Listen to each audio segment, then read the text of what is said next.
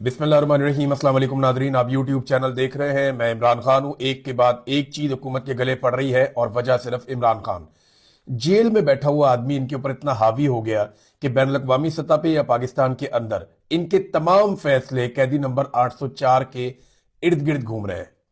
अब जब तक ये कैदी नंबर 804 को अपने दिमाग से नहीं निकालेंगे तब तक ये कोई दिमाग के साथ फैसला कर नहीं पाएंगे, तब तक कोई ऐसा फैसला नहीं कर पाएंगे जिसमें दानिशमंदी हो। मिसाल के तौर पे वादिये तीरा वाला जो ऑपरेशन है वो भी इनके गले पड़ गया। अब हुआ ये कि गुज़िश्ता रात एक स्टेटमेंट जारी कर दिया वजारत इत्तलात ने और एक नोटिफिकेशन निकाल दिया कि वादिये तीरा में तो ऑपरेशन ही कोई नहीं हो रहा, और ये कहना शुरू कर दिया कि वहां से लोगों को निकालने का तो हमने कहा ही नहीं, ये तो लोग खुद निकल रहे हैं वहां से, या सूबाई हुकूमत इसके ऊपर सियासत कर रही है। तो ये जनाब बड़ी ज्यादती हो रही है। वादिये तीरा का सारा मामला हमारे ऊपर डल रहा है, हम इसका सख्ती से नोटिस लेते हैं। ये वजारत इत्तलात ने किया।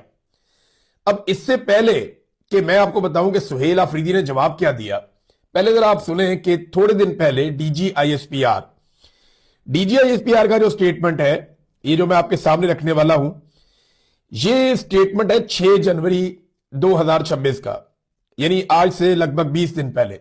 डीजीआईएसपीआर ने ऑपरेशंस के हवाले से क्या कहा जब उनसे सवाल किया गया, जब ये नकल मकानी शुरू हो रही थी, तो डीजीआईएसपीआर क्या कह रहे थे, जरा ये सुने आप।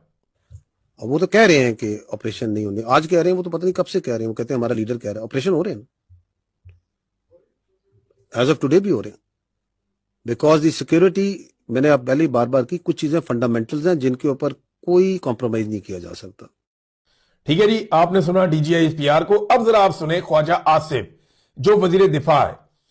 जब डीजीआईएसपीआर ने यह स्टेटमेंट दिया तो उसके बाद कौमी असेंबली में खड़े होकर ख्वाजा आसिफ जो वजीर दिफा है, उन्होंने क्या बयान दिया ऑपरेशन के हवाले से, ये जरा आप सुने। हम कर रहे हैं ऑपरेशन, बिल्कुल हम कर रहे हैं और करेंगे इंशाअल्लाह ताला, बिल्कुल करेंगे इंशाअल्लाह ताला। हम ऑपरेशन कर रहे हैं। आपके पास इख्तियारात हैं, आप इख्तियारात का इस्तेमाल नहीं कर रहे। मुल्क और कौम के लिए अपने इख्तियारात का इस्तेमाल नहीं कर रहे, अपने मफादात के लिए अपने इख्तियारात का इस्तेमाल कर रहे हैं आप जी। इसमें इकबाल आफरीदी ने बात करने की कोशिश की, जो मेंबर कौमी असेंबली है तीरा के इलाके से। जब उन्होंने ये बात करने की कोशिश की तो उन्हें रोक दिया गया, उन्हें बात नहीं करने दी गई, बल्कि फिजिकली रोका गया। हालांकि कौमी असेंबली में ऐसा होता नहीं है, लेकिन उन्हें रोका गया। और ख्वाजा आसिफ ने कहा जी हम कर रहे हैं ऑपरेशन, बिल्कुल कर रहे हैं। ये नकल मकानी इसको सारे ओन कर रहे थे और ये काफी दिन से हो रही थी। मैंने आपको कल बताया कि एक्चुअली वफाकी हुकूमत ने और इदारों ने मनसूबाबंदी की थी कि इस नकल मकानी के जरिए से पाकिस्तान तहरीक इंसाफ को बदनाम किया जाएगा और यह प्रोपेगेंडा किया जाएगा कि यह ऑपरेशन तो सुहेल आफरीदी करवा रहा है। लेकिन यह प्रोपेगेंडा बिका ही नहीं, यह सौदा ही नहीं बिका। हालांकि अली अमीन गंडापुर साहब से ताल्लुक रखने वाले कुछ लोग वो बार बार यह कोशिश भी करते रहे कि सुहेल आफरीदी के गले में यह ऑपरेशन फिट कर दें।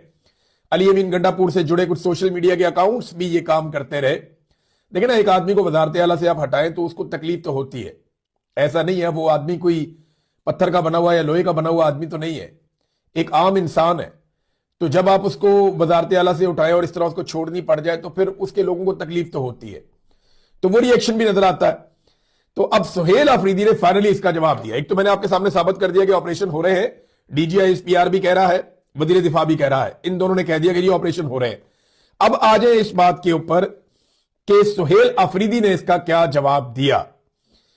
सुहेल आफरीदी ने बताया कि वादिये तीरा से लोग क्यों निकल रहे हैं, क्या वो नवाज शरीफ के पोते की शादी में जा रहे हैं। मैं भी कल ये पूछ रहा था कि क्या कोई लोग पिकनिक पे निकल रहे हैं, क्या वजह क्या है, कौन अपने घर छोड़ के जाता है। तो उन्होंने फिर सारी वजह बताई और ये बताया कि ये लोग क्यों निकले और किसने इनको निकाला।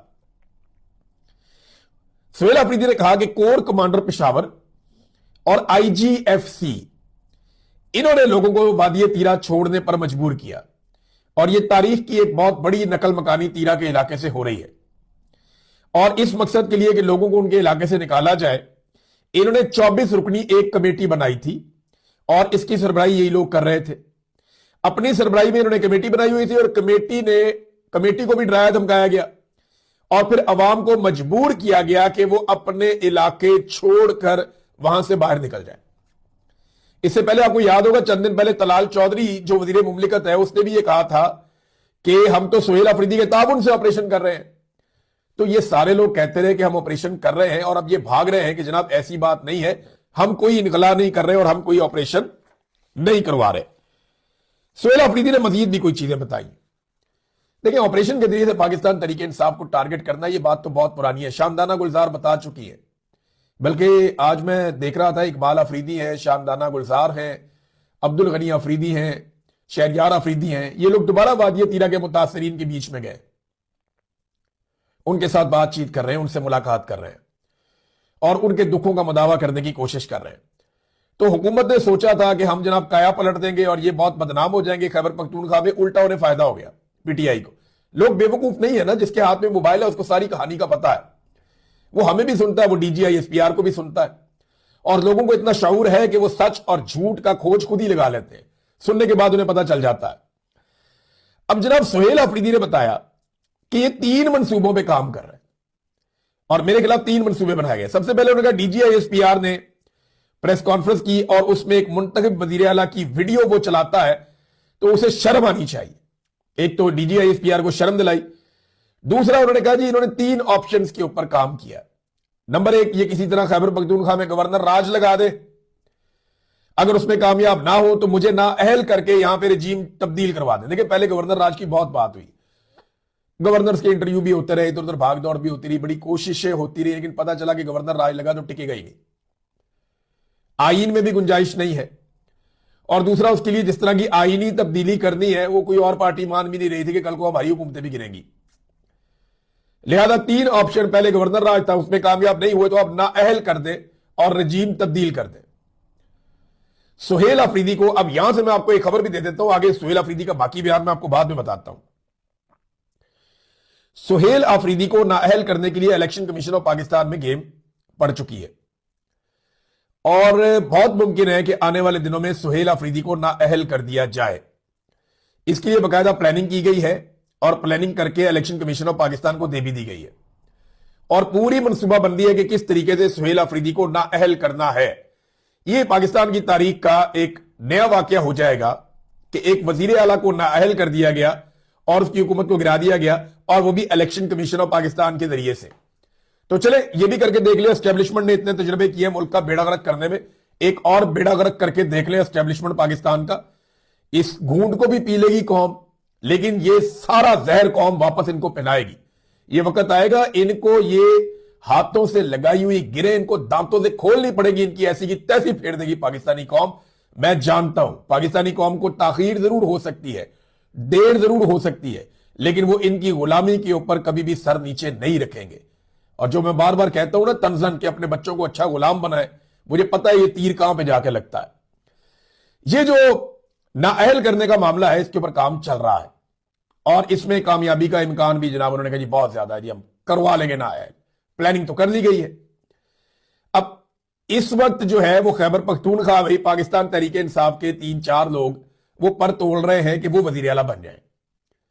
उनमें से कुछ तो इस वक्त वजीर आला के बहुत करीब भी है बंदा, अली अमीन गंडापुर को उम्मीद है कि दोबारा फिर उन्हें वजीर आला बनने का मौका मिल जाए।